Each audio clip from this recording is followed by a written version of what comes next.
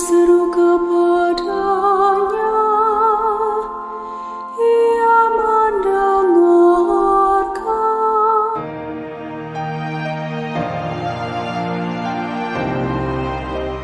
Pertama, siapkan kuota yang cukup untuk mengikuti perayaan Ekaristi secara online. Kedua, persiapkan diri kita dalam keadaan bersih dan berpakaian rapi. Ketiga, siapkan tempat yang pantas, misalnya ruang keluarga atau ruang tamu. Keempat, sediakan salib dan nyalakan lilin. Kelima, siapkan hati untuk mengikuti perayaan Ekaristi. Keenam, fokus dan kusyuk berdoa sepenuh hati. Ketujuh, membuat tanda salib di awal dan di akhir perayaan Ekaristi. Kedelapan, cukup duduk, tidak perlu berdiri atau berlutut. Kesembilan, pada saat penerimaan komuni kudus, doakanlah doa komuni spiritual. Kesepuluh, bersyukur dapat mengikuti perayaan Ekaristi.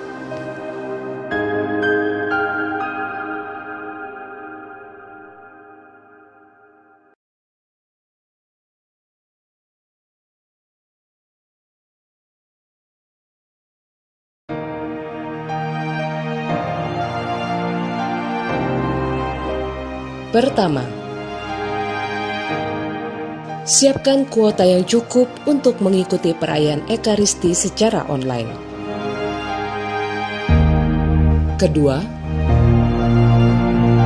persiapkan diri kita dalam keadaan bersih dan berpakaian rapi. Ketiga, siapkan tempat yang pantas, misalnya ruang keluarga atau ruang tamu. Keempat, sediakan salib dan nyalakan lilin. Kelima, siapkan hati untuk mengikuti perayaan Ekaristi. Keenam, fokus dan kusyuk berdoa sepenuh hati. Ketujuh, membuat tanda salib di awal dan di akhir.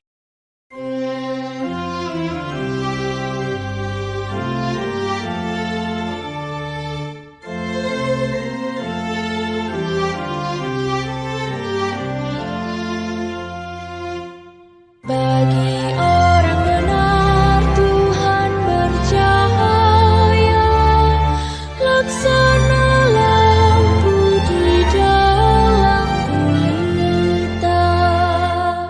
Jagalah aku, ya Allah, sebab padamu aku berlindung. Aku berkata kepada Tuhan, Engkaulah bagian warisan dan pialaku. Engkau sendirilah yang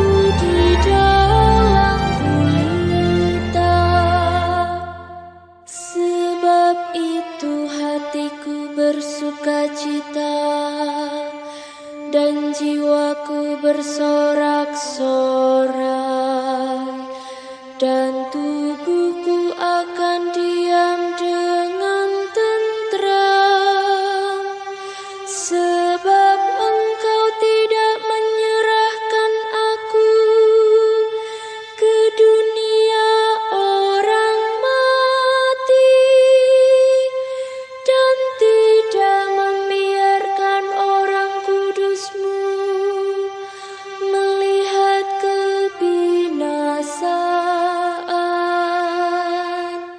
Bagi orang benar Tuhan bercahaya, laksana lampu di dalam gulita. Engkau memberitahukan kepadaku, ya Tuhan, jalan kehidupan. Di hadapan-Mu ada sukacita berlimpah, di tangan kanan-Mu ada nikmat yang abadi. Bagi orang benar Tuhan bercahaya, laksana lampu di dalam gulita.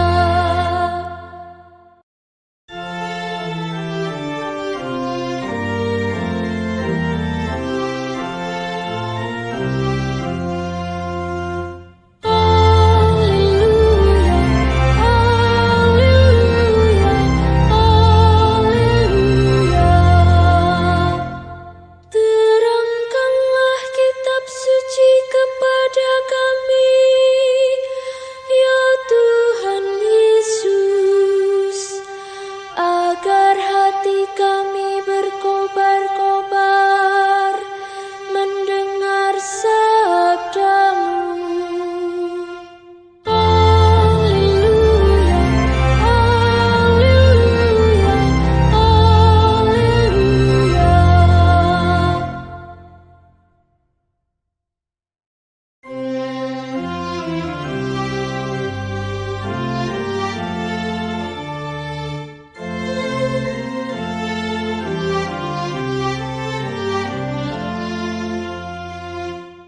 Bagi orang benar Tuhan bercahaya, laksana lampu di dalam gulita.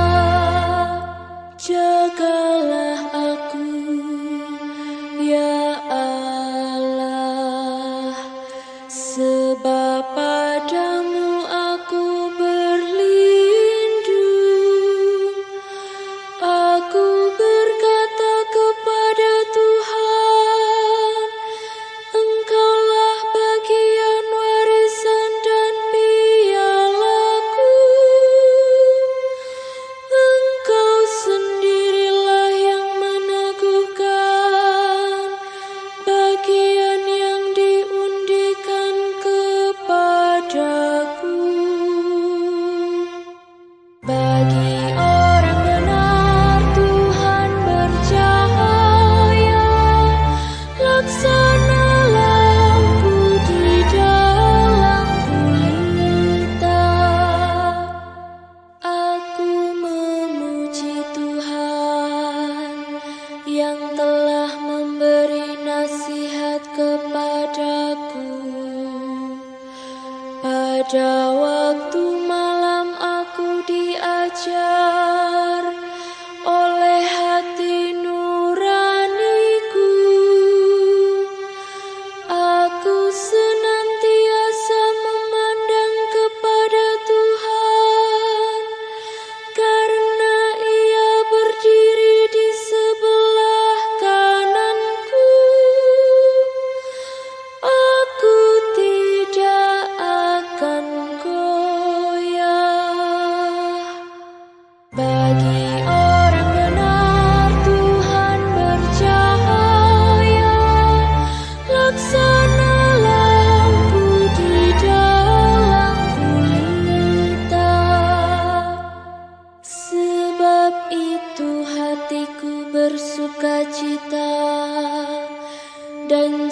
jiwaku bersorak-sorai dan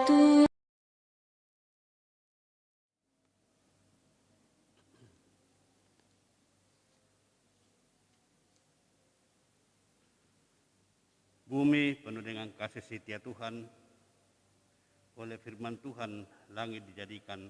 Haleluya. Dalam nama Bapa dan Putra dan Roh Kudus. Amin.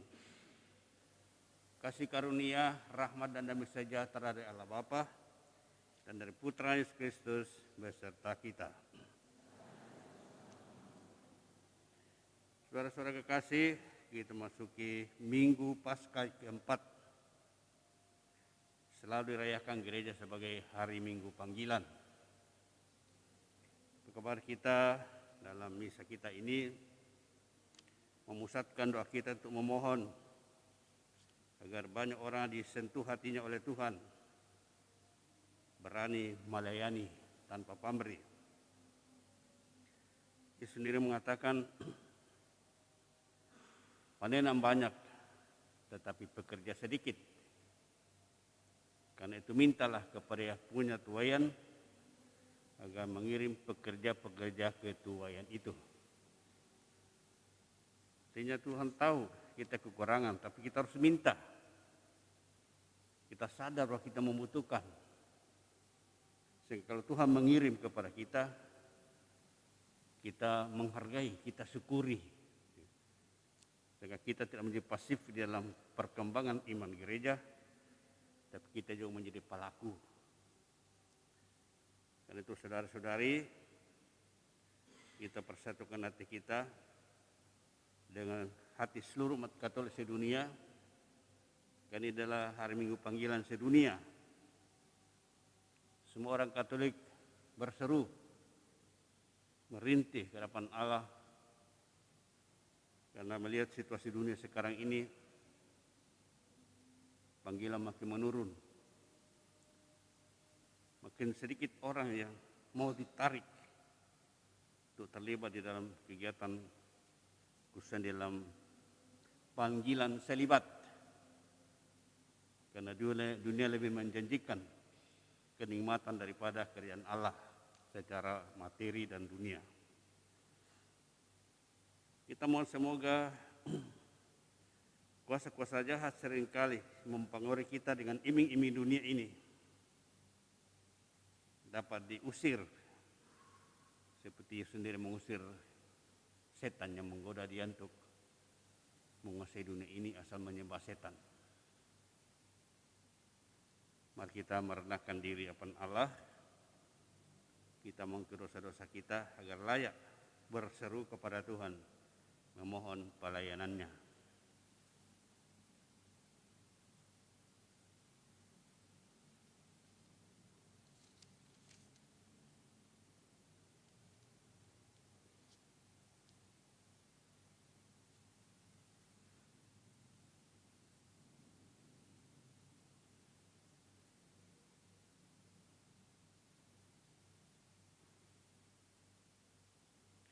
Tuhan Yesus Kristus, Engkaulah Gembala baik, yang mengenal kami domba-domba-Mu dengan segala kelemahan kami.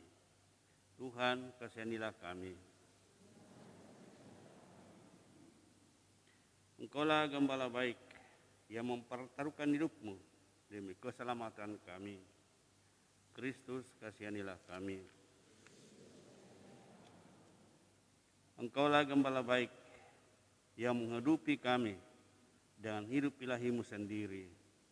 Tuhan, kasihanilah kami. Semoga Allah yang Maha Kuasa mengasihani kita, mengampuni dosa kita dan mengantar kita ke hidup yang kekal. Kemuliaan kepada Allah di surga. Kami memuji Dikau, kami menyembah Dikau, kami bersyukur kepadamu karena kemuliaan-Mu yang besar.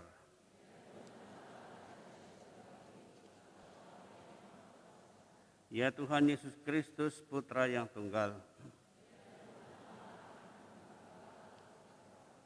Engkau yang menghapus dosa dunia, kasihanilah kami.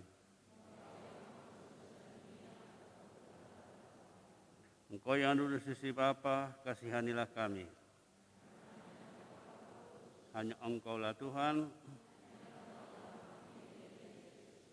bersama dengan Roh Kudus dalam kemuliaan Allah Bapa.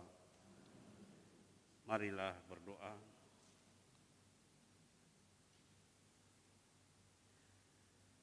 Ya Allah, dalam diri Yesus Kristus Putra-Mu, Ia telah wafat dan bangkit mulia. Engkau telah membuka jalan keselamatan bagi kami. Kami memberilah kami keberanian untuk mengikuti jejaknya, mencintai sesama secara tulus, kendati harus sertai dengan pengorbanan. Sebab Dialah Tuhan dan pengantara kami yang bersama dengan Dikau dalam persatuan Roh Kudus, hidup dan berkuasa Allah sepanjang segala masa. Mari kita mendengarkan sabda Tuhan.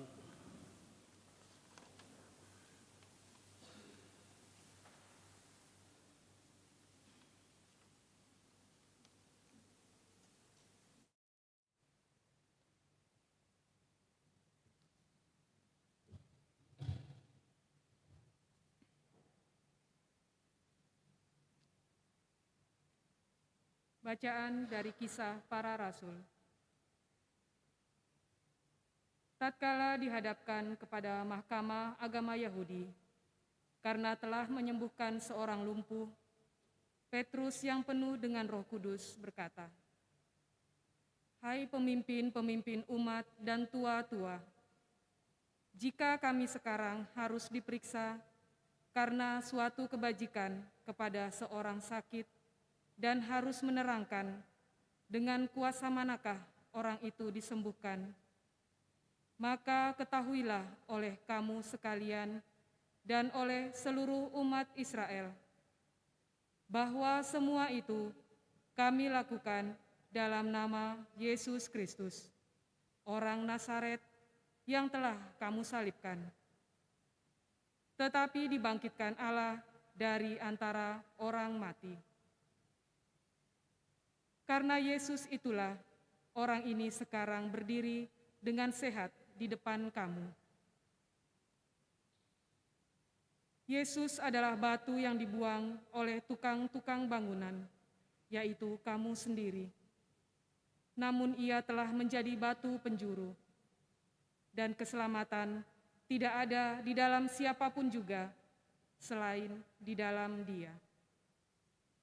Demikianlah sabda Tuhan. Mazmur tanggapan dengan referen, batu yang dibuang oleh tukang-tukang bangunan telah menjadi batu penjuru. Batu yang dibuang oleh tukang-tukang bangunan telah menjadi batu penjuru. Bersyukurlah kepada Tuhan sebab Ia baik, kekal abadi kasih setianya. Lebih baik berlindung pada Tuhan daripada percaya kepada insan. Lebih baik berlindung pada Tuhan daripada percaya kepada para bangsawan. Referen, batu yang dibuang oleh tukang-tukang bangunan telah menjadi batu penjuru.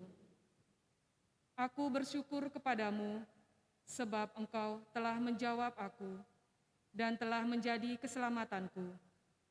Batu yang dibuang oleh tukang-tukang bangunan telah menjadi batu penjuru. Hal itu terjadi dari pihak Tuhan, suatu perbuatan ajaib di mata kita. Referen, batu yang dibuang oleh tukang-tukang bangunan telah menjadi batu penjuru. Diberkatilah Dia yang datang dalam nama Tuhan. Kami memberkati kamu dari dalam rumah Tuhan. Allahkulah Engkau, aku hendak bersyukur kepadamu. Allahku, aku hendak meninggikan Dikau. Bersyukurlah kepada Tuhan, sebab Ia baik, kekal abadi kasih setianya. Referen, batu yang dibuang oleh tukang-tukang bangunan telah menjadi.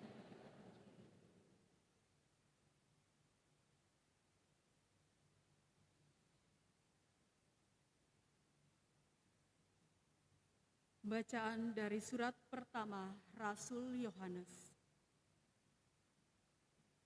Saudara-saudaraku terkasih, lihatlah betapa besar kasih yang dikaruniakan Bapa kepada kita, sehingga kita disebut anak-anak Allah. Dan memang kita adalah anak-anak Allah. Karena itu, dunia tidak mengenal kita, sebab dunia tidak mengenal Allah.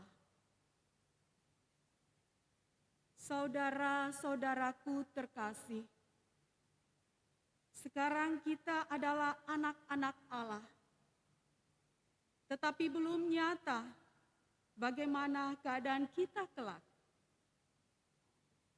Akan tetapi kita tahu bahwa apabila Kristus menyatakan dirinya, kita akan menjadi sama seperti Dia, sebab kita akan melihat Dia dalam keadaannya yang sebenarnya. Demikianlah sabda Tuhan. Syukur.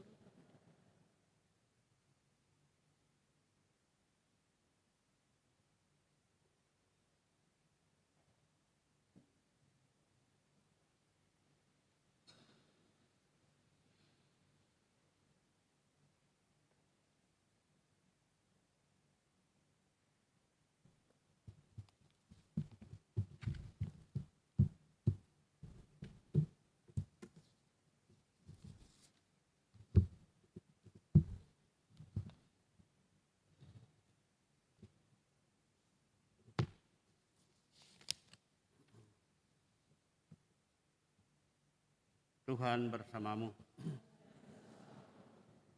Inilah Injil suci menurut Yohanes.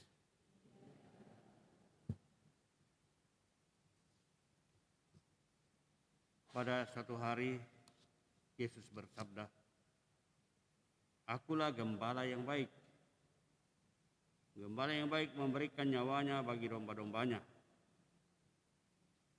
Sedangkan seorang upahan yang bukan gembala, dan yang bukan pemilik domba-domba itu sendiri, ketika melihat serigala datang, meninggalkan domba-domba itu lalu lari, sehingga serigala itu menerkam dan mencerai-beraikan domba-domba itu. Ia lari karena ia seorang upahan dan tidak memperhatikan domba-domba itu. Akulah gembala yang baik. Aku mengenal domba-dombaku, dan domba-dombaku mengenal aku. Sama seperti Bapa mengenal aku, dan aku mengenal Bapa. Aku memberikan nyawaku bagi domba-dombaku. Tetapi aku juga mempunyai domba-domba lain yang bukan dari kandang ini. Domba-domba itu harus aku tuntun juga. Mereka akan mendengarkan suaraku, dan mereka akan menjadi satu kawanan dengan satu gembala. Bapa mengasihi aku, oleh karena aku memberikan nyawaku, agar aku menerimanya kembali.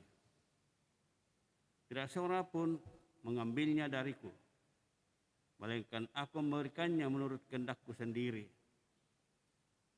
Aku berkuasa memberikannya, dan berkuasa mengambilnya kembali.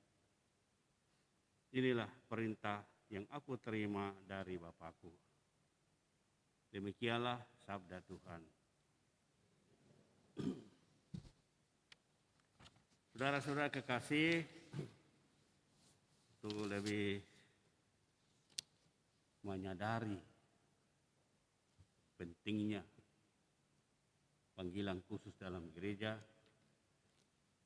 kali ini kita akan menjalani suatu homili khusus, itu homili hidup. Di antara kita dalam paroki kita ada 3 biara. 1 biara laki-laki, 2 biara perempuan. Nah, di seluruh dunia ratusan biara, tapi kita cuma 3. Nah, supaya lebih nyata apa itu biara dan segala macam, kita meminta tolong pada mereka untuk menjelaskan kepada kita. Kalau tidak, biar mereka masing-masing apa tujuannya, bagaimana praktek hidupnya, apa tuntutannya, dan seterusnya. Mungkin dengan demikian anak-anak muda kita atau orang tua mendorong anak-anaknya untuk melihat kebenaran di situ. Dengan suatu kesadaran bahwa hidup ini kan hanya sementara.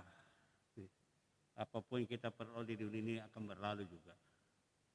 Akan menuju kepada Tuhan. Kenapa tidak mulai sekarang ini kita mencari Tuhan? Kita bersatu dengan Tuhan, memberikan seluruh ini yang datangnya dari Allah. Untuk kemuliaan Allah, supaya pada saat kita meninggalkan dunia ini, kita memiliki hidup itu seluruhnya bersama Tuhan. Nah, sekedar info saja supaya menjadi gambaran bagi kita. Jumlah umat Katolik pada tahun 2018, statistik Katolik kita lambat masuk, karena itu melalui saringan beberapa negara, keuskupan dan seterusnya. Dan untuk statistik 2020 masih sementara diolah di Roma.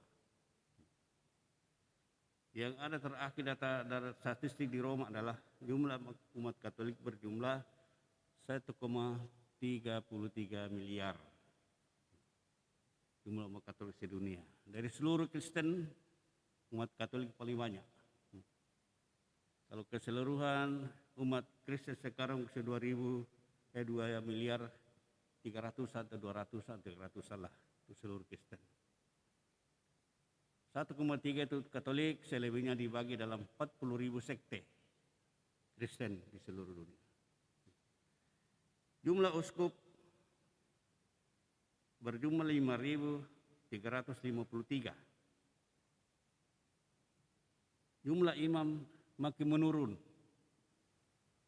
tinggal 414.969 orang, tidak sampai setengah juta. Jumlah suster 659.445. Jumlah frater 54.995.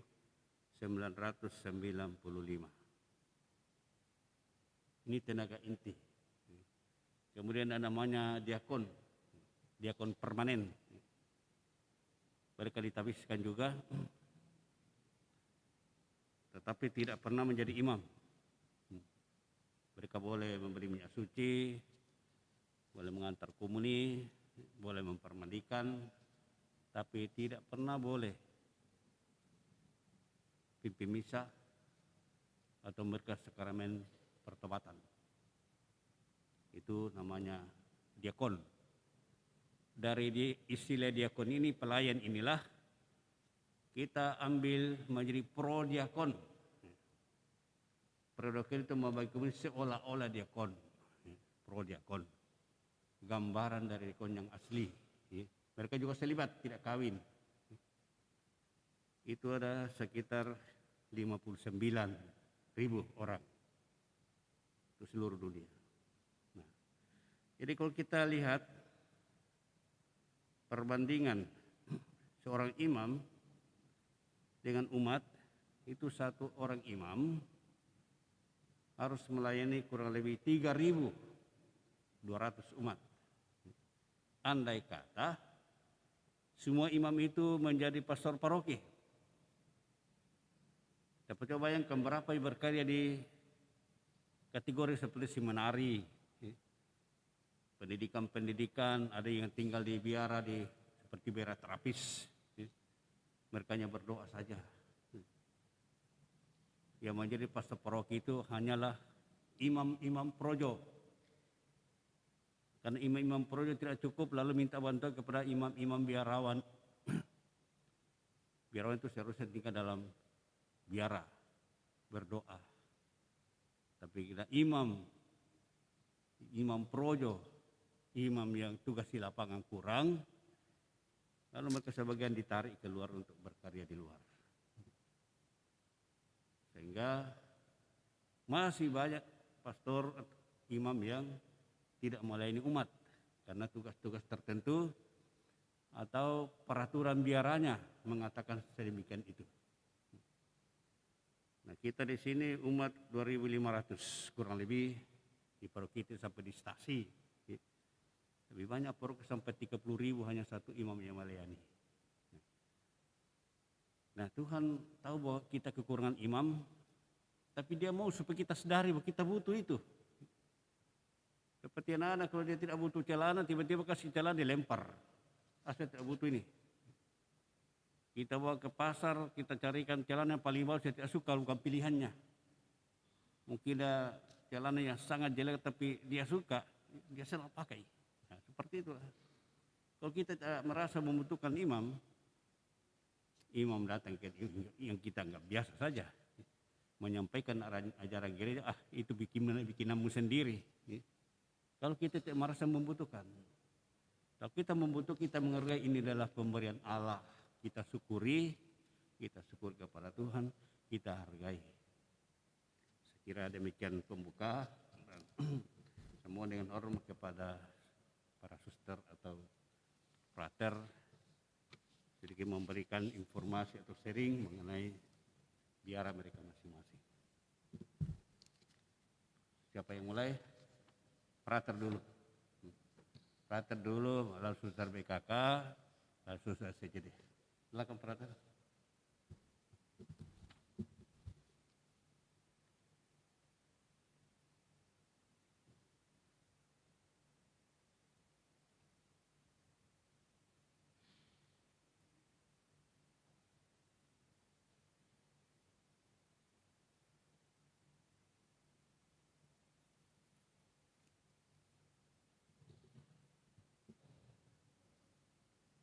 Mohon maaf, saya kasih naik mic sih. Baik, terima kasih untuk pastor yang telah memberikan saya kesempatan untuk berkata-kata di mimbar sabda ini. Baik, sedikit perkenalan mungkin karena saya orang baru. Sering lihat saya duduk di sudut sini, tapi belum kenal saya ini siapa. Ya, saya minta izin buka masker sedikit ya. Ya, baik. Perkenalkan, nama saya Frater Antonius Bria Jahabut. Ya, sering orang panggil saya dengan sebutan Frater Tony. Ya. Jadi saya ini dari tarekat hamba-hamba Kristus, Frater hamba-hamba Kristus.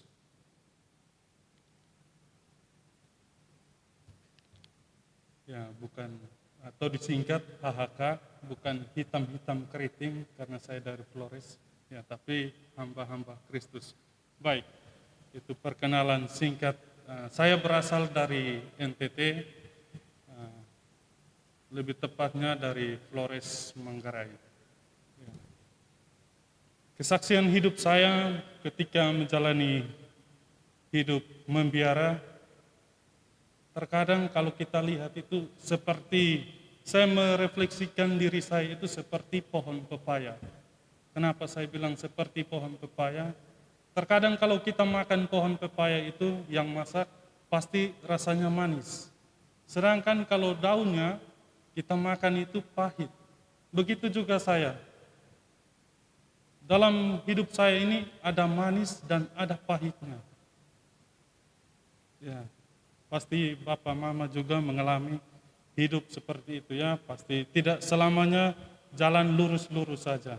Pasti ada rasa manis, ada rasa pahitnya. Tantangan hidup itu pasti ada, selalu ada. Ya. Ketika saya menjalani panggilan hidup saya ini, timbul ketika waktu mulai dari SMP ya. SMP, kemudian masuk SMA. Dan ketika saya mau masuk kongregasi atau tarekat, ada tantangan dari keluarga, tidak mendukung. Tapi meskipun tidak mendukung, akhirnya saya berjalan dulu di luar. Kurang lebih 2 tahun di luar, lalu timbul lagi panggilan saya, ya tetap juga tidak ada dukungan dari orang tua atau keluarga. Jadi saya mencoba melarikan diri. Ya, ini melarikan diri karena saya rasa panggilan itu sangat misteri. Kita tidak tahu ya, tidak tahu seperti apa. Jadi Bapak Mama, kalau anak-anak yang punya panggilan, tolong dukung mereka. Ya, panggilan itu misteri. Memang terkadang kita sering melihat atau mendengar banyak yang dipanggil, sedikit yang dipilih. Ya, tapi itulah proses perjalanan hidup menjadi kaum selibat, seperti Pastor bilang tadi, kaum selibat, kaum religius yang khusus. Ya. Begitupun dalam perjalanan waktu, akhirnya saya berusaha berbicara bagaimana sedapat mungkin sehingga saya bisa diizinkan untuk masuk. Karena kebetulan dalam keluarga, menurut orang di Flores sana, kalau cuman laki-laki satu orang saja tidak boleh, karena katanya nanti tidak ada keturunan. Ya, itu pengalaman kita di Flores sana, khususnya di NTT, seperti itu. Ya. Jadi begitu banyak tantangan. Ketika kita hidup di dalam perjalanan waktu, dalam hidup membiara pun ada begitu banyak tantangan. Tapi bagaimana dapat menyikapi? Tidak pernah lepas dari persoalan. Pasti dalam hidup berkeluarga pun pasti kita temukan yang namanya persoalan. Ya, baik. Jadi persoalan itu ya kita bagaimana sedapat mungkin menyikapinya. Lalu kebetulan saya di sini saya berkarya di SMP Frater Parepare. Ya, jadi kalau Bapak Ibu yang punya anak di SMP Frater Parepare pasti sudah kenal saya. Ya, saya tinggal di Jalan Jenderal Sudirman. Ya, dikelilingi oleh teman-teman atau tetangga-tetangga yang mungkin ada kuburan-kuburan situ, ya itu tetangga kami. Ya, itu tetangga kami. Jadi itulah terkadang saya juga merasa jenuh. Hanya kuburan saja yang saya lihat di depan rumah ini. Ya, itu yang terkadang saya rasa jenuh. Kok hanya kuburan saja? Ya, seperti itu. Perkenalan sedikit tentang kongregasi kami. Kami ini adalah frater laikal atau frater pribumi. Kami non ditabiskan atau frater seumur hidup, frater kekal. Tidak ditabiskan seperti menjadi seorang pastor. Jadi kami hanya frater, sampai mati hanya frater saja. Ya. Kami didirikan oleh kongregasi CICM, jadi kami ini sebenarnya adalah anak kandung dari Keuskupan Agung Makassar sendiri. Karena pada waktu itu kebetulan CICM ini adalah uskup namanya Monsinyur Martinus Neders. Ya, pada waktu itu dia yang mendirikan tarekat kongregasi Frater Hamba-Hamba Kristus.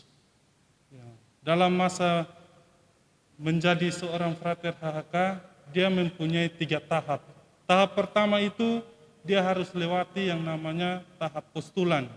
Postulan itu istilahnya adalah masa di mana masa pengenalan untuk tahap awal bagaimana dia mengenal tarekat ini, karya ini, ya kongregasi ini seperti apa.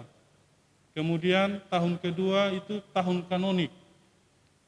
Tahun kanonik itu disebut novis pertama, novis tahun pertama. Ya, itu di mana dia hanya hidup meditatif di dalam saja. Jadi istilahnya kami di dalam biara, biasanya tahun pertama itu tahun novisiat itu namanya penjara kudus, karena hanya di dalam saja, tidak bisa keluar kemana-mana. Mau berkunjung keluarga pun tidak bisa, karena dia hanya di dalam saja, kontemplatif ya, sedikit kontemplatif kalau tahun pertama, tahun novisiat itu. Kemudian tahun kedua disebut tahun inkorporasi. Ya. Tahun kedua itu di mana para frater novis mereka mulai mengenal cara hidup, karya, jadi mereka mulai pusatkan diri mereka untuk mengenalkan diri kepada umat, seperti itu. Ya, itulah tarekat kami. Ya, kami ini para frater yang dilahirkan di Sulawesi dan didirikan pada tanggal 29 Agustus 1958. Jadi usia tarekat kami ini baru 63 tahun, masih sangat muda untuk kongregasi.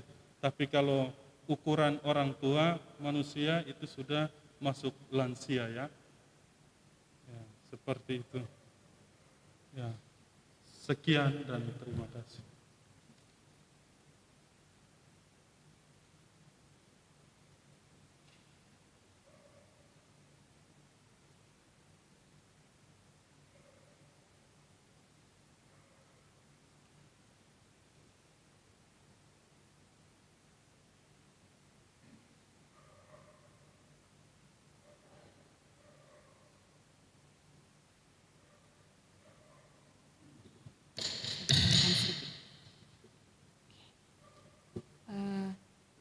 Terima kasih kepada Bapak Pastor yang telah memberikan kesempatan kepada kami. Dan selamat malam Bapak Ibu, saudara-saudari yang terkasih. Selamat malam. Mungkin Bapak Ibu sudah mengenal saya. Mungkin, tapi mungkin ada yang belum juga. Nama saya Suster Joanna CJD. Saya kurang lebih 3 tahun berkarya di Paroki Parepare. Kebetulan kami dari CJD mendirikan Taman Seminari Holy Angel dan saya sebagai penanggung jawabnya. Saya berdiri di sini bukan untuk menseringkan pengalaman saya, tetapi bagaimana pengenalan tentang CJD. Kami ini ordo baru. Ordo baru pusatnya di Rusia. Bapak pendiri kami itu dari kongregasi OSC, Ordo Salib Suci. Namanya Pater Myron, CJD, dan rekannya Pater Daniel. Pada tahun 1992, CJD didirikan di Rusia. Sedangkan 2012, CJD didirikan di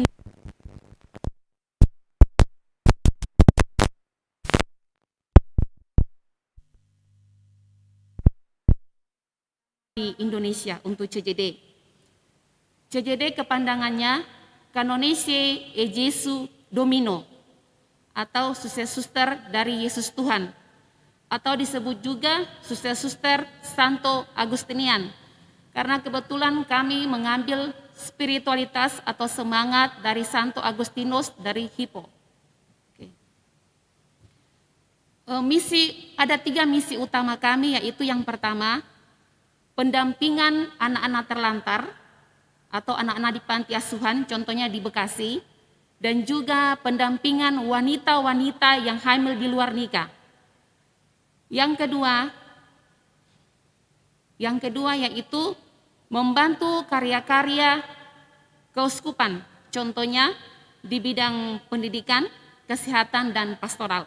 Contohnya di Paroki Parepare. Kami juga terlibat di paroki. Pengalaman saya menjadi seorang suster, mungkin saya sudah 20-an tahun menjadi seorang suster. Memang awalnya itu sangat sulit, kata Frater Tony tadi ya, perjuangan untuk masing-masing itu, masing-masing pribadi khususnya saya. Tetapi saya selalu bawakan dalam doa. Ya. Jadi di biara itu bukan cuma kerja, ada tahap-tahapnya. Jam sekian bangun, jam sekian kerja, jam sekian makan, dan juga jam sekian ada sharing bersama. Istilahnya rekreasi bersama. Itu.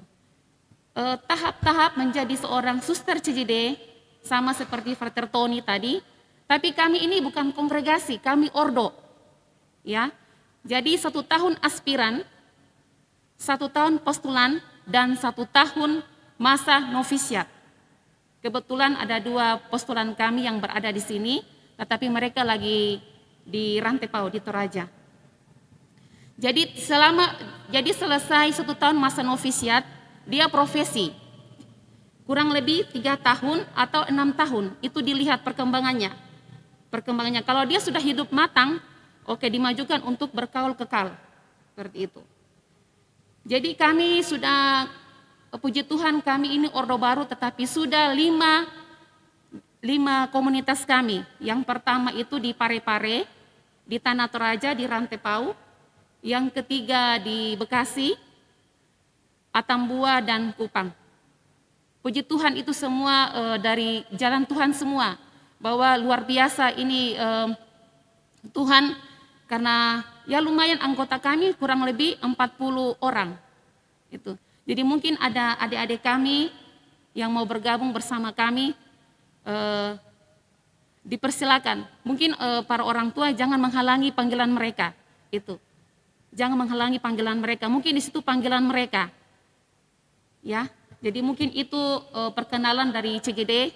Nanti kurang jelas datang hubungi saya di Santa Maria. Kami komunitasnya di Santa Maria. Mungkin Bapak Ibu sudah tahu semua. Oke, terima kasih.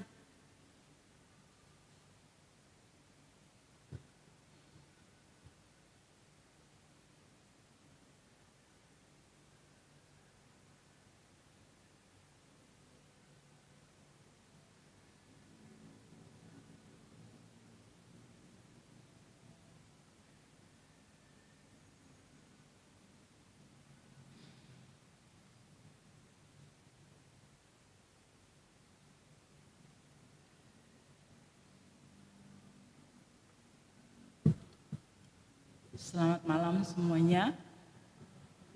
Terima kasih atas kesempatan yang diberikan. Saya memperkenalkan kongregasi kami, Kongregasi Biarawati Karya Kesehatan. Kami kongregasi internasional dan kami ada di 4 benua, kecuali Australia yang tidak ada. Pendiri kami seorang dokter awam. Dia orang Austria, lalu tertarik dengan keprihatinan yang terjadi di India, yang sekarang disebut Pakistan. Dulu itu merupakan satu bagian dari India. Banyak perempuan, ibu-ibu yang jadi menderita sampai meninggal karena persalinan. Waktu itu budaya di sana dan agama melarang untuk para wanita yang melahirkan ditolong oleh dokter laki-laki. Padahal zaman itu dokter perempuan sulit. Jadi sebagian besar ibu-ibu yang melahirkan ditolong oleh suaminya sendiri. Bayangkan suami yang tidak punya pengalaman, yang tidak punya dasar menolong persalinan, harus menolong istrinya sendiri, dan tentu ada risikonya. Kemungkinan kematian besar, baik ibu maupun anak. Lalu berita itu sampai ke negara Eropa, dan suster kami, Dr. Anna Dengel waktu itu, dia masih seorang dokter awam. Dia tertantang untuk datang ke negara itu. Jadi padahal dia masih sangat muda, baru mau sekolah. Jadi ada misi yang menawarkan siapa dokter yang mau ke daerah misi, kami akan sekolahkan menjadi dokter. Dan dia menawarkan dirinya, dia sekolah dokter 3 tahun, selesai dengan cum laude. Sesudah selesai harus dapat izin praktek. Menurut aturan bahwa izin praktek biasanya lama, karena itu wajib praktek dulu. Tetapi mungkin jalan Tuhan, baru praktek 1 bulan sudah dapat izin untuk berangkat ke India zaman itu. Dan orang muda dengan semangat melayani awam yang tertarik untuk menolong menyelamatkan nyawa ibu dan anak, dia datang dengan harapan besar bahwa kehadirannya dapat menyelamatkan banyak orang. Lalu dia berangkat ke India dengan segala perjalanan, bayangkan 60-70 tahun yang lalu, ya, tidak semudah sekarang. Beliau sampai di sana dan dokter muda yang tidak punya pengalaman apapun baru mau mulai menunjukkan peduli untuk melayani ibu-ibu. Budaya, harus belajar dengan budaya, harus belajar bahasa, harus menyesuaikan diri dengan segala yang berbeda. Lalu beliau bekerja dari pagi sampai pagi, ya, karena banyak orang tahu bahwa ada dokter perempuan yang ada di India. Sehingga begitu banyak orang datang, ya, dari pagi sampai pagi, 24 jam melayani sendirian. Ya, lalu dalam perjalanan waktu beliau memikirkan bahwa kalau saya melayani sendiri, saya akan mati. Saya akan tidak berdaya. 24 jam saya bekerja. Selain menolong di rumah sakit, masih mengunjungi, dipanggil, dijemput oleh suami-suami untuk datang ke daerah-daerah terpencil untuk melayani. Lalu dalam proses itu beliau memikirkan untuk mencari teman-teman. Jadi datang ke Eropa kembali untuk mencari teman, orang-orang muda. Lalu mengundang beberapa orang muda termasuk bidan dan perawat. Mereka ada 4 orang, lalu kembali ke India untuk melayani. Di dalam perjalanan itulah mereka memutuskan untuk membangun suatu kongregasi. Awalnya Bapak pembimbingnya menyarankan untuk mengikuti saja kongregasi yang sudah ada.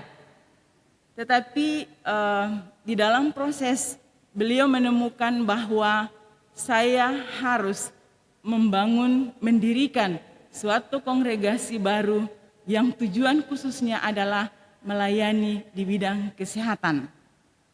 Karena waktu itu gereja masih melarang kaum religius untuk berperan aktif, terutama di dalam menolong partus, menolong orang melahirkan, karena itu melanggar kaul-kaul, terutama kaul kemurnian. Tetapi beliau berjuang membangun kelompok awam dulu, lalu memperjuangkan sampai kepada Roma. 10 tahun dari mendirikannya, baru Roma mengizinkan mereka untuk menjadi kongregasi yang resmi 10 tahun kemudian. Lalu sejak itulah gereja membuka diri untuk para biarawan-biarawati untuk masuk ke dalam pelayanan kesehatan untuk menolong mereka-mereka yang membutuhkan. Sampai saat ini misi itu masih tetap dilakukan. Orientasinya tidak hanya di rumah sakit, tetapi penyembuhan lebih pada penyembuhan menyeluruh, bio, psikososial, dan spiritual. Karena manusia terdiri dari itu, tidak hanya fisik orientasi. Sehingga banyak kami berkecimpung tidak lagi di rumah sakit, tetapi lebih turun ke masyarakat, pendekatan kepada masyarakat, pelayanan masyarakat. Dan itu mulai dikembangkan sampai saat ini. Proses sama dengan kongregasi lain, tetap masuk dalam fase, kalau mau mengenal BKK, masuk dalam fase aspiran, lalu postulan 1 tahun, lalu novisiat 2 tahun, ya, tahun kanonik dan tahun kedua, tahun pertama tahun kanonik, lalu masuk tahun kedua. Sesudah itu baru masuk dalam fase masa juniorat. Juniorat rata-rata 6 tahun, dilihat dari kematangan kepribadian seseorang. Jadi hitung-hitung 9 tahun belajar, 9 tahun berproses, baru boleh kaul kekal. Ya, saya sendiri 21 tahun sekarang ini, 22 tahun ini sudah kaul kekal. Puji syukur pada Tuhan, Tuhan masih melindungi dan memelihara, menjaga, sehingga panggilan saya masih tetap setia sampai hari ini. Banyak godaan pasti, ya. Sudah dikatakan dari suster dan frater tadi bahwa jalan hidup tidak hanya sukanya, ada suka, ada duka. Tetapi kalau kita mengandalkan Tuhan di dalam seluruh perjalanan kita, duka yang tadinya kita melihat sebagai duka akan berubah menjadi berkat. Setelah kita melewati proses menangis, setelah kita melalui proses yang panjang, baru kita lihat bahwa oh ternyata Tuhan mau saya menjadi begini. Dan itu melalui proses. Dukungan doa dari Bapak, Ibu, saudara-saudara sekalian kepada kami merupakan hal yang sangat penting. Hal yang sangat kami butuhkan di dalam perjalanan hidup kami. Dukungan doa, tetapi juga dukungan dari hal-hal lainnya, termasuk membiarkan putra-putrinya ambil bagian di dalam perjalanan ini, hidup seperti ini, ya. Di dalam keluarga saya, kami kami bersaudara berenam, 3 orang memutuskan untuk menikah, 3 orang memutuskan untuk masuk biara. Saya ada 1 saudari putri, juga suster yang berjubah, dan 1 saudara imam, Pastor Projo Amboyina. Berkat luar biasa untuk keluarga kami. Orang melihat bahwa rugi, ya, Bapak rugi membiarkan anak-anaknya, tapi menurut Bapak tidak rugi. Itu persembahan saya untuk gereja, persembahan saya untuk Tuhan.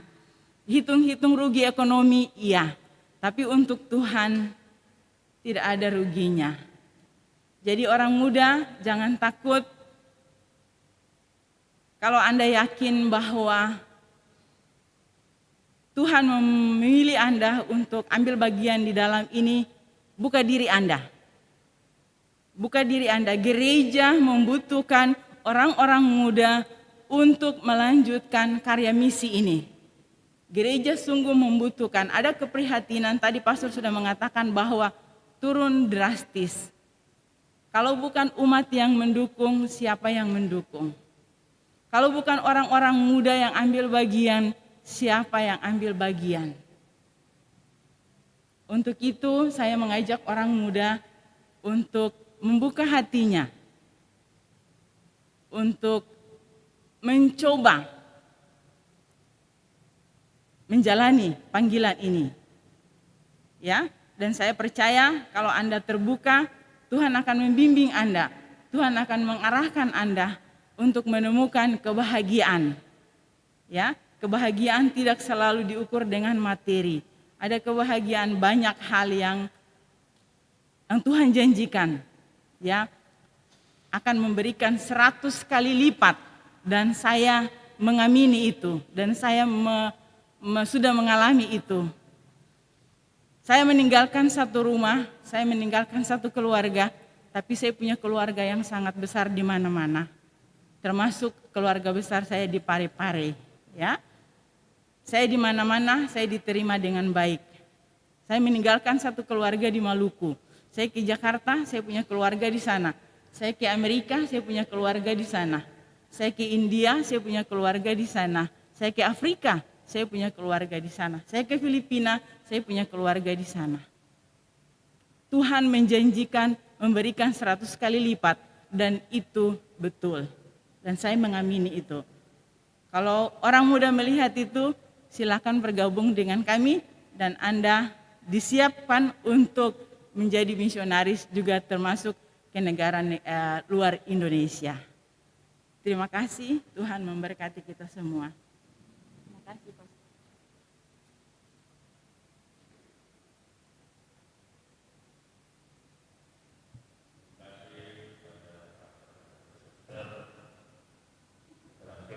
Kepada kita mengenai panggilan, baik informasi mengenai kongregasi masing-masing maupun pengalaman pribadinya.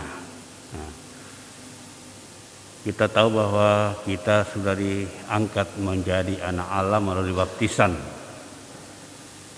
Berarti kita tidak boleh menonton sebagai penonton dalam gereja, tapi adalah pelaku dalam gereja. Sehingga untuk menyediakan pelayan-pelayan khusus dalam gereja, kita selalu membuka diri. Siapa tahu saya yang dipanggil, siapa tahu keluarga aku dipanggil. Yang kita cuma berdoa untuk anaknya orang lain, tapi tak pernah berdoa untuk anak kita sendiri. Yang kita cuma mendorong anaknya orang lain, tapi anak kita tak pernah kita dorong. Kita adalah pelaku firman.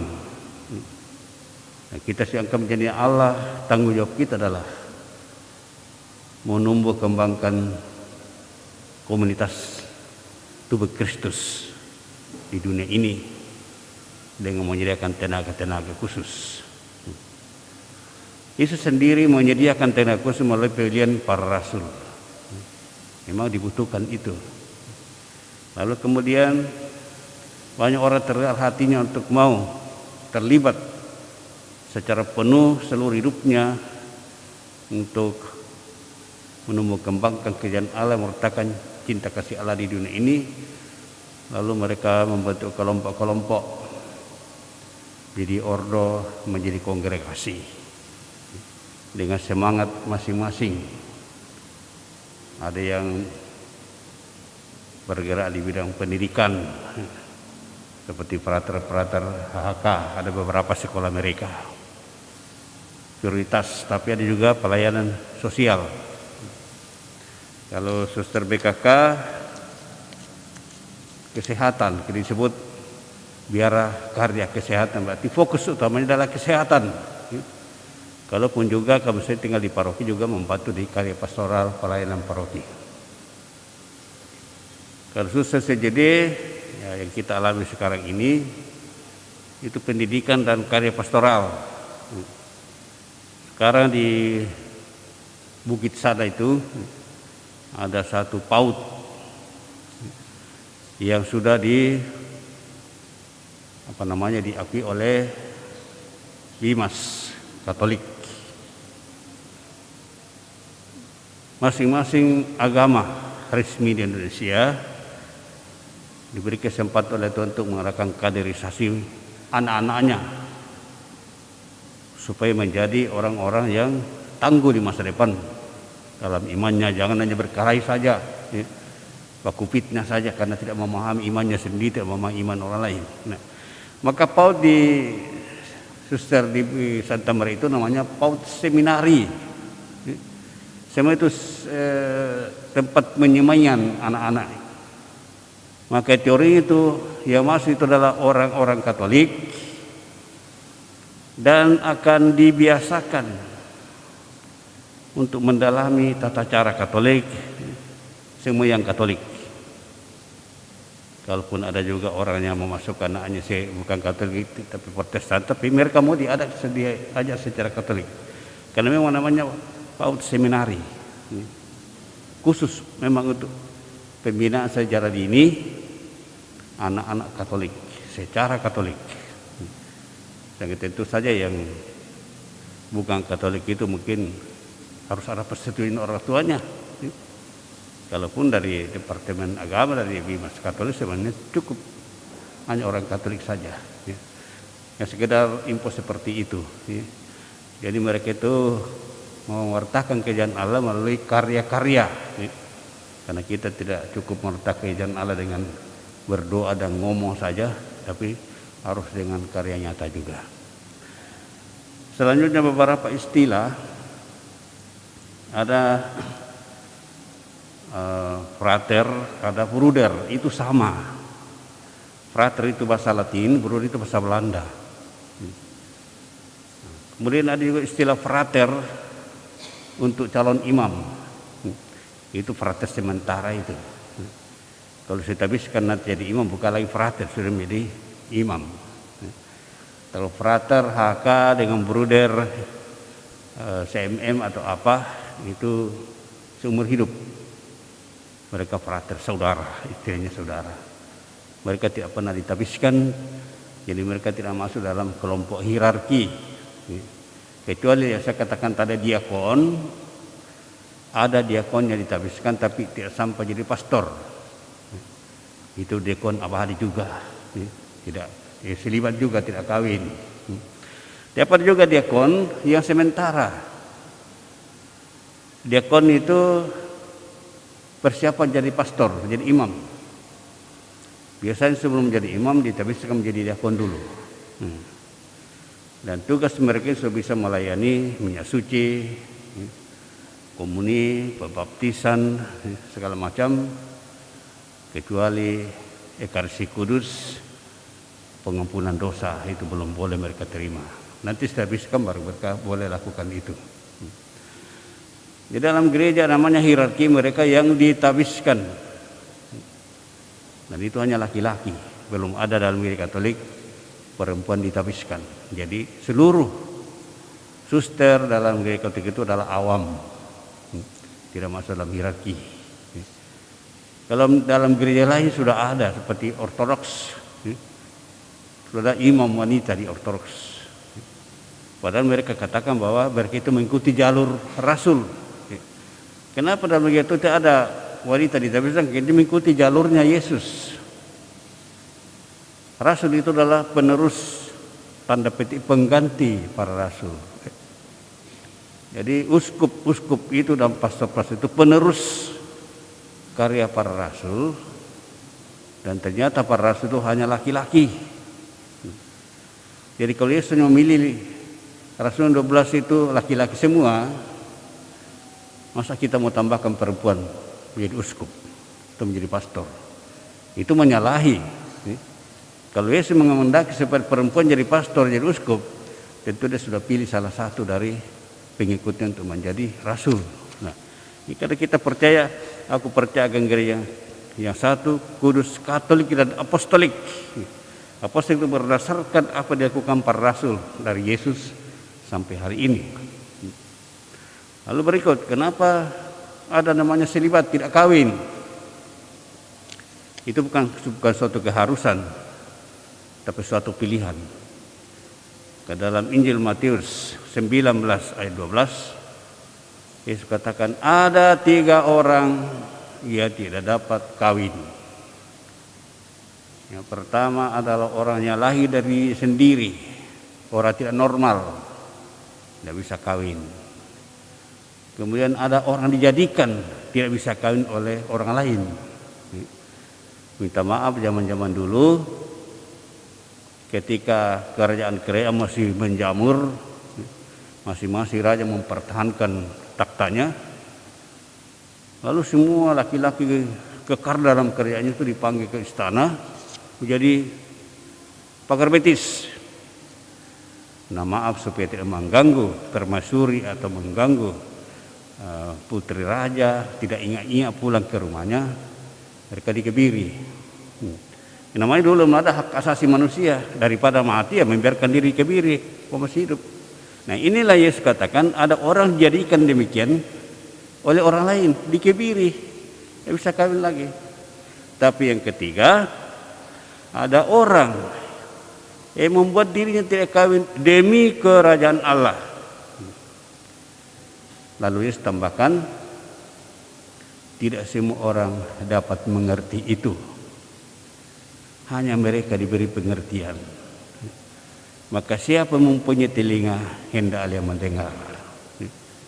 Jadi memang itu adalah suatu panggilan dan pilihan, bukan suatu keharusan. Kalau orang tidak mau tidak kawin, jangan masuk. Daripada satu kakinya dari luar, satu kakinya di dalam, itu mengganggu saja. Maka Rasul Paulus mengatakan, ada baiknya kalau kamu hidup seperti saya, tidak kawin. Tetapi kalau kamu tidak tahan daripada berdosa, lebih baik kawin. Nah itu. Jadi itu satu pilihan, panggilan. Maka kita pikir-pikir, Tuhan katakan bahwa kita adalah milik Tuhan. Rasul Paulus mengatakan, tidak ada seorang pun yang hidup untuk dirinya sendiri dan mati untuk dirinya sendiri. Kita hidup untuk Tuhan dan mati untuk Tuhan. Nah, kita hayati ini berarti jangan tunggu mati baru mencari Tuhan. Jangan tunggu tidak bernafas lagi baru mencari Tuhan. Nabi Yesaya mengatakan, carilah Tuhan selama masih berkenan ditemui. Berserulah kepada yang selama ia dekat. Jadi saudara-saudara, anak-anak kita yang mau sungguh mencari Tuhan, jangan menunda, carilah sekarang. Carilah dahulu kerajaan Allah dan kebenarannya, maka semua itu ditambahkan padamu. Kita jangan masuk biarkan mau bahagia. Kebahagiaan akan diberikan sendiri oleh Tuhan kalau kita mencari Tuhan dengan segala daya. Banyak orang frustrasi, masuk biara kok tidak sepertinya saya bayangkan dulu. Ternyata kita tidak enak-enak dalam biara. Ada peraturannya, ada segala macam tuntutannya. Ya. Disitulah salibnya. Cari lalu kerjaan Allah dan kebenarannya, maka ini tambahkan padamu. Tapi orang yang sungguh mencari Tuhan, apapun dialami dalam biara, dia nikmati sebagai suatu persembahan hidup. Dan itulah Tuhan menganugerahkan kepadanya kebahagiaan dan sukacita. Jadi itulah sekedar info-info mengenai panggilan, dan kebetulan kita merayakan panggilan di hari Minggu panggilan sedunia. Satu lagi istilah, ada istilah imam dan ada istilah pastor. Imam itu tabisan. Semua itu tabisan itu menjadi imam. Imam yang paling sempurna itu adalah uskup. Para imam itu mengambil bagian dalam imamat uskup, maka kami harus tunduk kepada uskup. Nah, lalu ada pastor. Tidak semua imam itu adalah pastor. Pastor itu adalah istilah gembala. Pastor itu kalau tugas di paroki yang ada umatnya. Tidak ada gembala tanpa domba. Maka imam yang tinggal di biara tidak ada umatnya, itu bukan pastor, itu imam. Sama-sama boleh persembahkan misa, tapi tidak diberi gelar imam, tidak diberi gelar pastor, karena pastor berarti gembala. Nah, tidak ada umat yang digembalakan. Ya, semuanya istilah pastor itu adalah pastor paroki, pastor yang bertugas di lapangan, yang tinggal di biara, yang berdoa sepanjang hari, sepanjang malam, itu bukan pastor tapi adalah imam. Itu sekedar info saja. Terima kasih. Mari kita sekarang bersama-sama mengakui iman kepercayaan kita. Saya memohon semoga Tuhan mengutus banyak orang untuk melaksanakan iman yang kita akui ini. Aku percaya akan Allah Bapa yang Maha Kuasa, pencipta langit dan bumi, dan akan Yesus Kristus putranya yang tunggal Tuhan kita, yang dikandung dari Roh Kudus, dilahirkan oleh perawan Maria, yang menderita sengsara dalam pemerintahan Pontius Pilatus, disalibkan, wafat dan dimakamkan, yang turun ke tempat penantian, pada hari ketiga bangkit dari antara orang mati, yang naik ke surga, duduk di sebelah kanan Allah Bapa yang Maha Kuasa, Hari suci akan datang mengadili orang hidup dan yang mati. Aku percaya akan Roh Kudus, Gereja Katolik yang kudus, persekutuan para kudus, ampunan dosa, kebangkitan badan, kehidupan yang kekal. Amin. Kita bersatu dalam doa umat. Kristus telah bersabda, "Akulah gembala yang baik." Gembala yang baik memberikan nyawanya bagi domba-dombanya. Oleh karena kebaikan hatinya bagi keselamatan kita, mari kita bersama-sama memanjatkan doa kepada Allah Bapa kita. Bagi paus, para uskup dan para imam, serta para pemimpin umat. Ya Bapa, berkatilah paus, para uskup, para imam, dan para pemimpin umat-Mu, agar hidup mereka semakin menyerupai Kristus. Semoga mereka sungguh memiliki semangat kebenaran yang menyelamatkan, serta penuh kasih terhadap setiap. Bagi para pemimpin masyarakat, ya Bapa, semoga para pemimpin masyarakat kami mengikuti jejak putra-Mu dan sanggup berjeripaya berusaha membawa masyarakat menuju kesejahteraan umum. Semoga nama-Mu semakin diwartakan melalui kesaksian hidup mereka yang tekun berjuang. Selamat. Bagi semua orang yang sudah meninggal, ya Bapa, semoga mereka yang sudah meninggal dunia Kau perkenankan menikmati kasih-Mu di surga, dan tetap sehati dengan kami yang masih berjuang di dunia ini. Teguhkanlah kami untuk selalu berjuang atas dasar kasih yang akan menghantar kami ke kehidupan abadi bersama. Bagi kita sendiri, ya Bapa, berilah kami semangat bekerja sama, bergotong royong dan saling membantu dalam membangun umat-Mu menjadi gereja, tanda kehadiran-Mu di masyarakat kami. Semoga kami boleh untuk ikut ambil bagian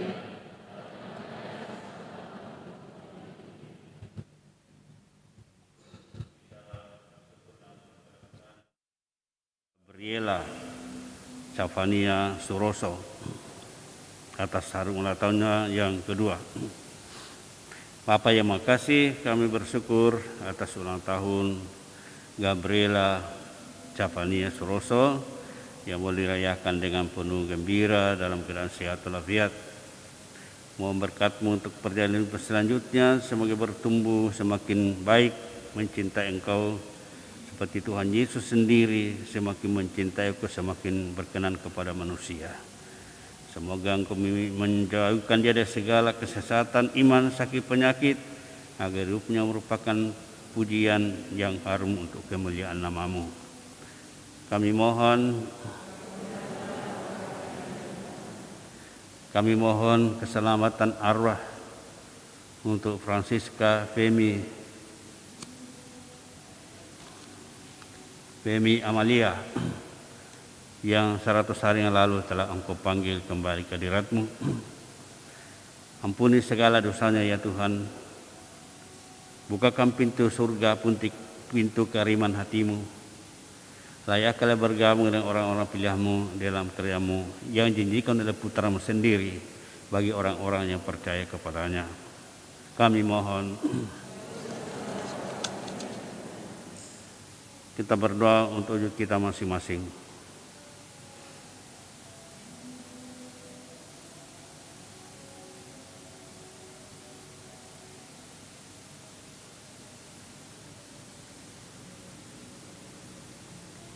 Kami mohon, kabulkanlah doa kami ya Tuhan.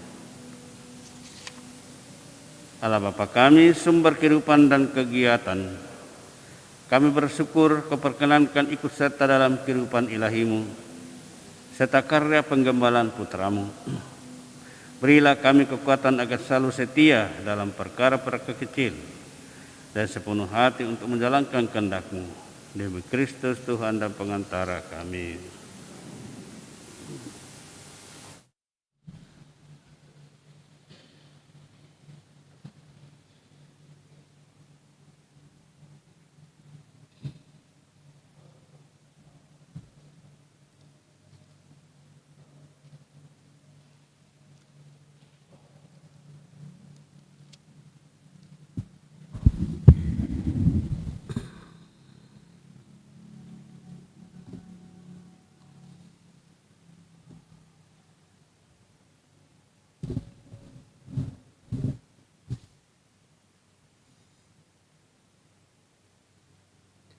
Terpujilah Engkau ya Tuhan, Allah semesta alam. Sebab dari kemurahan-Mu kami menerima roti yang kami siapkan ini. Inilah asli bumi dan usaha manusia yang bagi kami akan menjadi roti kehidupan. Terpujilah Allah selama-lamanya.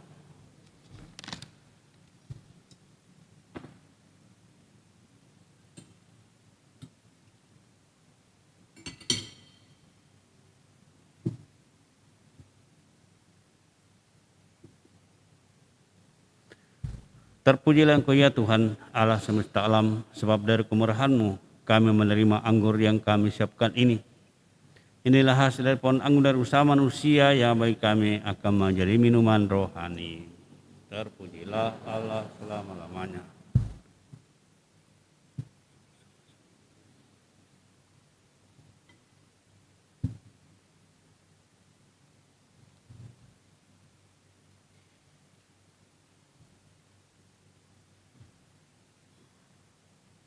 Berdoalah saudara-saudari supaya persembahanku dan persembahanmu berkenan kepada Allah Bapa yang Maha Kuasa. Semoga persembahan ini diterima demi kemuliaan Tuhan dan keselamatan kita serta seluruh umat Allah yang kudus. Ya Allah, sudilah menerima persembahan roti dan anggur ini.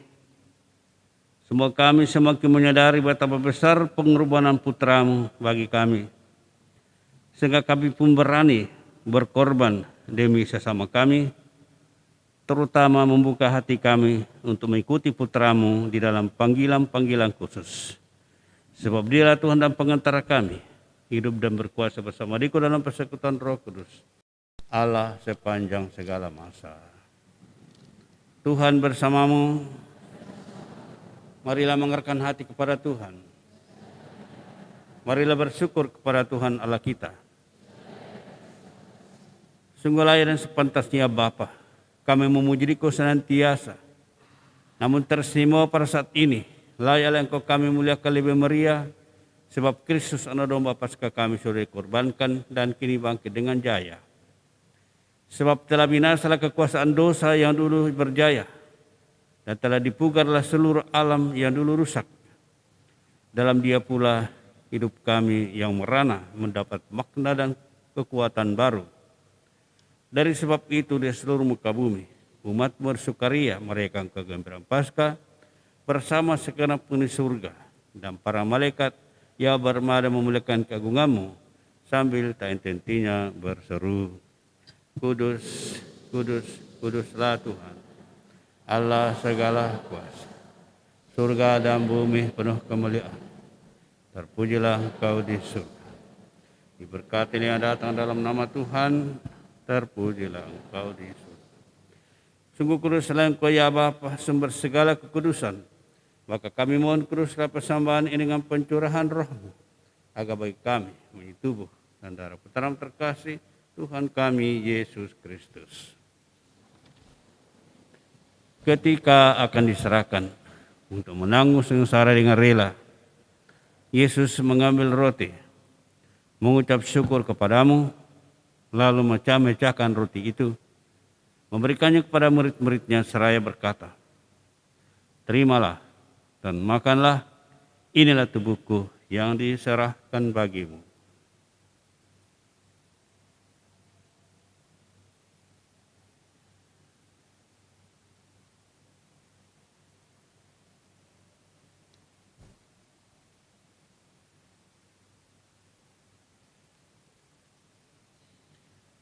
Demikian pula sesudah perjamuan, Yesus mengambil piala. Sekali lagi ia mengucap syukur kepadamu, lalu memberikan piala itu kepada murid-muridnya seraya berkata, "Terimalah dan minumlah. Inilah piala darahku, darah perjanjian baru dan kekal, yang ditumpahkan bagimu dan bagi semua orang demi pengampunan dosa. Lakukanlah ini untuk mengenangkan daku."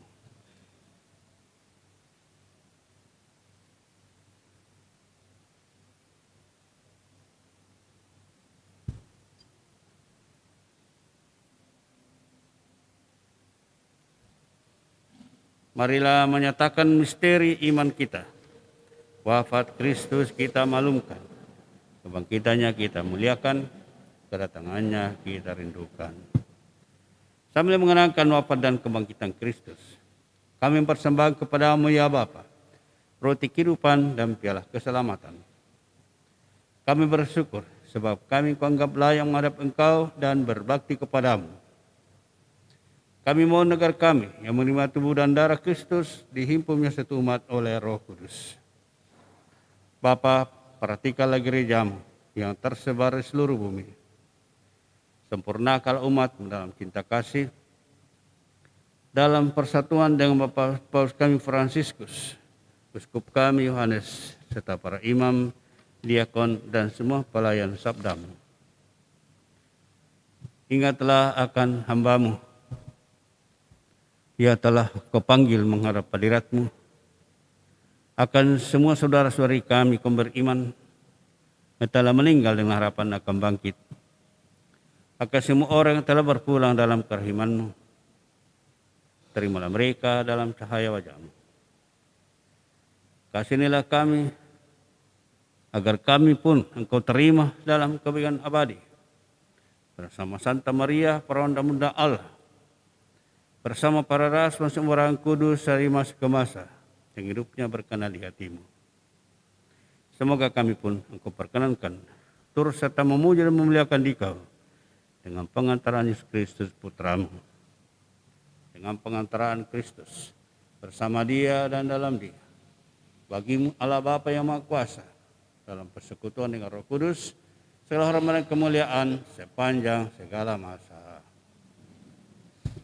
Atas petunjuk penyelamat kita dan menurut ajaran ilahi, maka beranilah kita berdoa. Bapa kami yang ada di surga, dimuliakanlah nama-Mu, datanglah kerajaan-Mu, jadilah kehendak-Mu di atas bumi, seperti di dalam surga. Berilah kami rezeki pada hari ini, dan ampunilah kesalahan kami, seperti kami pun mengampuni yang bersalah kepada kami. Dan janganlah masukkan kami ke dalam pencobaan, tetapi bebaskanlah kami dari yang jahat. Ya Bapa, bebaskanlah kami dari segala yang jahat, dan berilah kami damai-Mu. Kasihanilah dan bantulah kami, supaya selalu bersih dari noda dosa dan terhindar segala gangguan, sehingga kami dapat hidup dengan tenteram, sambil mengharapkan kedatangan penyelamat kami, Yesus Kristus.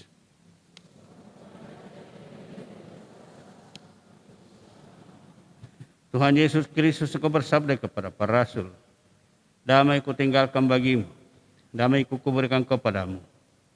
Jangan memperhitungkan dosa kami, tapi perhatikanlah iman gerejamu, dan bersilah kami, supaya bersatu dengan rukun sesuai dengan kehendak-Mu. Sebab Engkaulah pengantara kami kini dan sepanjang masa."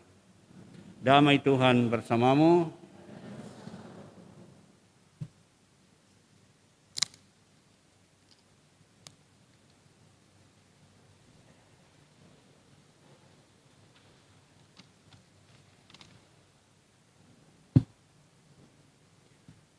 Anak domba Allah yang menghapus dosa dunia, kasihanilah kami. Anak domba Allah yang menghapus dosa dunia, kasihanilah kami. Anak domba Allah yang menghapus dosa dunia, berilah kami damai.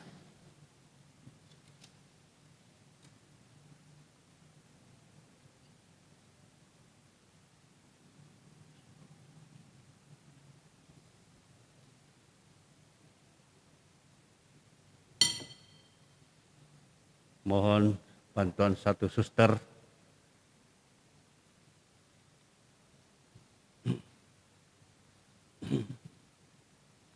Silakan.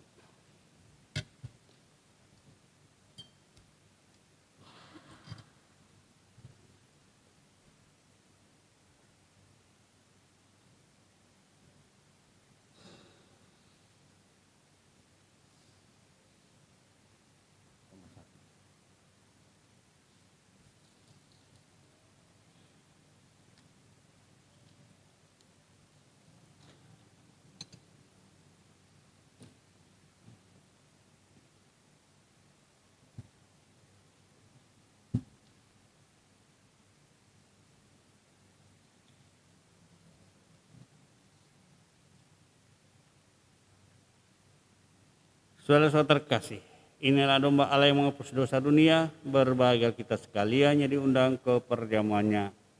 Ya Tuhan, saya tidak pantas Tuhan datang pada saya, tapi bersabdalah saja maka saya akan sembuh.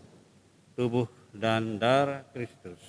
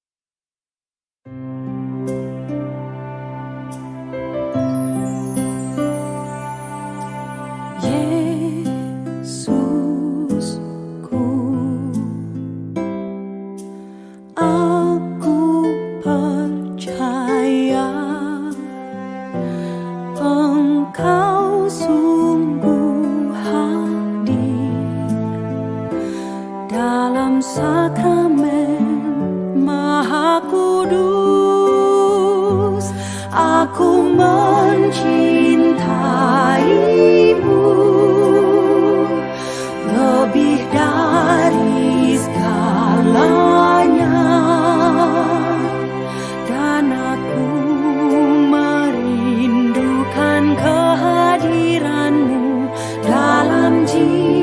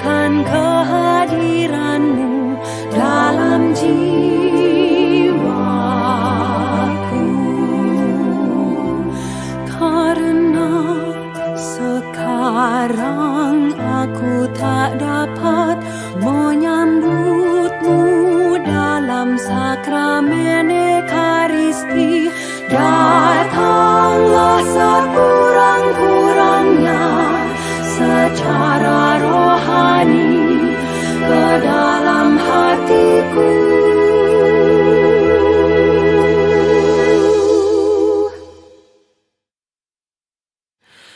Karena Engkau hadir di sini, aku memelukmu dan mempersatukan diriku sepenuhnya kepadamu. Jangan biarkan aku terpisah daripadamu.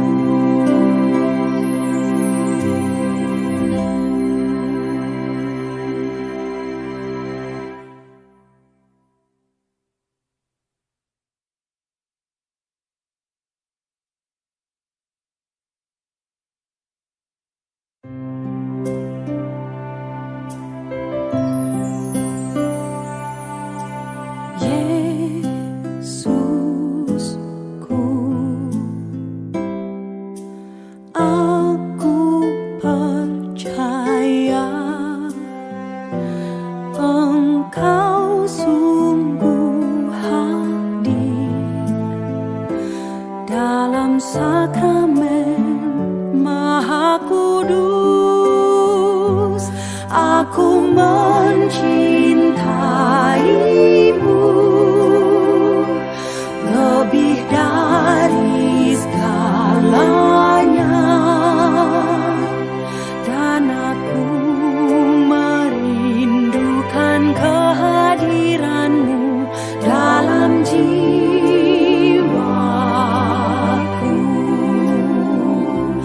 Karena sekarang aku tak dapat menyambutmu dalam sakramen Ekaristi. Datanglah sekurang-kurangnya secara rohani ke dalam hatiku.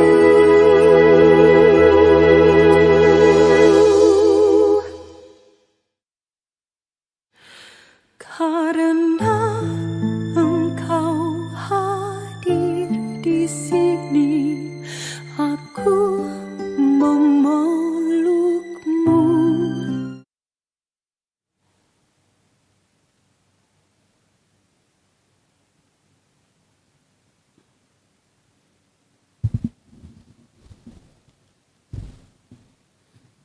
Telah bangkit gembala yang baik, yang menyerahkan nyawa untuk domba-dombanya dan yang rela mati untuk kawanannya. Haleluya. Marilah berdoa. Ya Allah, kami bersyukur kepadamu karena Putramu telah mengorbankan dirinya demi keselamatan kami. Kuatkanlah iman dan harapan kami akan hidup kekal yang merupakan buah dari pengorbanan Putramu. Sebab dialah Tuhan pengantara kami, hidup dan berkuasa bersama di dalam persekutuan Roh Kudus, Allah sepanjang segala masa. Kita dengar pengumuman.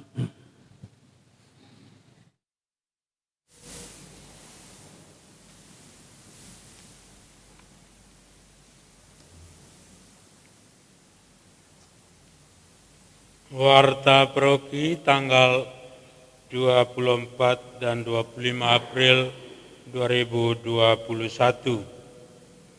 Perayaan Ekaristi minggu depan, hari Minggu Paskah kelima.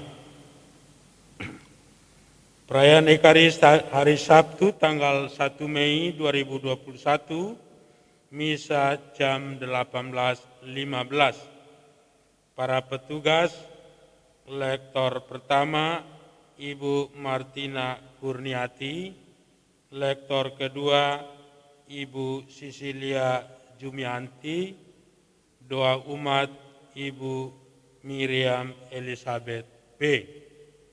PPK Bapak Hendrik Sampeangin, Bapak Clemens Colin, Bapak Yohanes Dudu, Bapak Cornelis Andreas, Bapak Andreas Tena, dan Frater Edo HHK.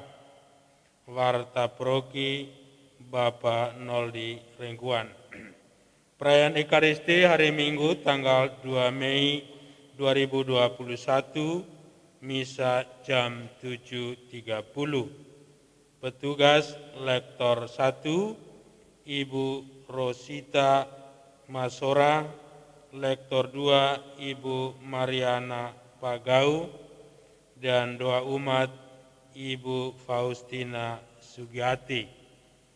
PPK Bapak Yohanes Misi, Saudara Yosef Randa, Bapak Romanus Rosso, Bapak Ferdi Kafendi, Bapak Martinus Cimong, dan Bapak Raimundus EB. Warta Proki Bapak Aloysius Sandri. Lain-lain, yang pertama kolekte Pasca ketiga, kolekte Sabtu tanggal 17 April 2021 sebesar Rp579.000. Kolekte hari Minggu tanggal 11 April 2021 sebesar Rp1.124.000, total Rp1.770.300. Lain-lain. Pertama, bulan Mei adalah bulan Maria dalam tema permenungan Maria sebagai Bunda Allah. Umat dianjurkan untuk mendalami misteri kealahan Kristus yang bangkit, serta peranan bundanya yang adalah juga Bunda Gereja. Bulan Mei juga adalah bulan liturgi nasional. Diharapkan supaya selama bulan Mei, liturgi mendapat perhatian khusus, didalami, dirancang, dan disiapkan, serta dilaksanakan dengan lebih baik. Misa pada malam Minggu tanggal 1 Mei 2021, kita akan mengawali bulan Maria dengan doa Rosario bersama. Yang terakhir dari OMK, pengumuman dana donasi untuk NTT, pengumpulan tanggal 10 dan 11 April sebesar Rp1.667, pengumpulan tanggal 17 dan 18 April sebesar Rp990, dan hasil penjualan basar bubur kacang hijau sebesar Rp918.000, total dana terkumpul Rp3.575.000. Catatan, OMK masih menerima sumbangan dari kita semua sampai besok tanggal 25 April 2021. Demikian Warta Proki pada malam hari ini. Atas perhatian kita semua diucapkan limpah terima kasih.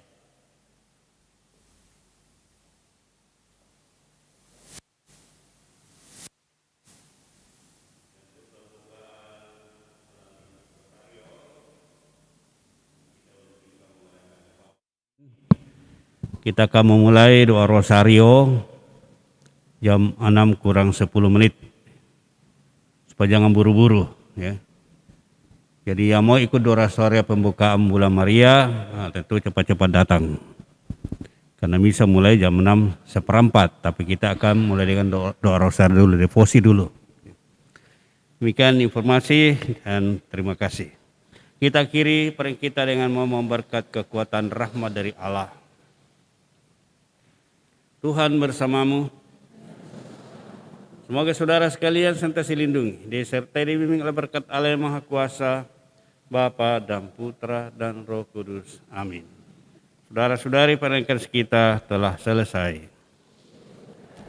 Mari kita pergi, kita dipanggil ikut ambil bagian dalam pewartaan karya keselamatan Tuhan.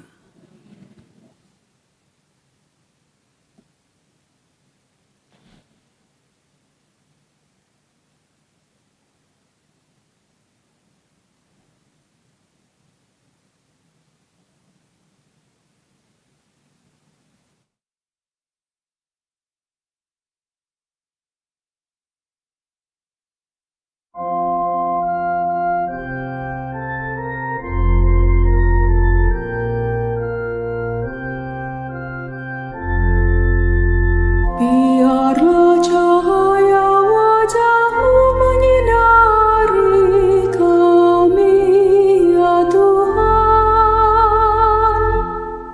Apabila ku berseru, jawablah aku.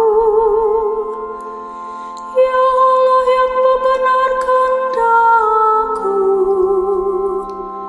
Engkau memberi kelegaan kepadaku di saat kesesakan. Kasihanilah aku dan dengarkanlah doaku. Biarlah cahaya wajah-Mu menyinari kami, ya Tuhan. Ketahuilah Tuhan telah memilih baginya seorang yang Ia kasihi. Apabila ku berseru kepada